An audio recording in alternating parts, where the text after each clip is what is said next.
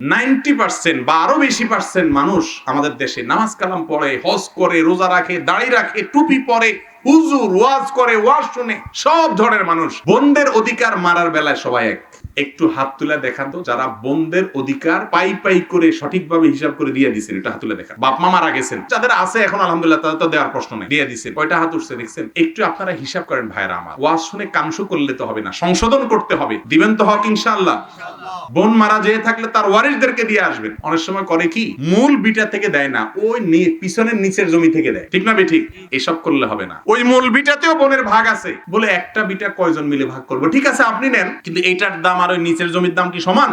তাহলে এটা যেহেতু আপনি নিছেন, তাহলে তাকে টাকা দিয়ে বাকিটা পরিশোধ করেন, তা নাহলে গুনাহগার হবে। দুনিয়াতে বোন কিছু বলবে না ভাই। কিয়ামতের দিন ভাই বোন কেউ কাউকে ছাড়বে?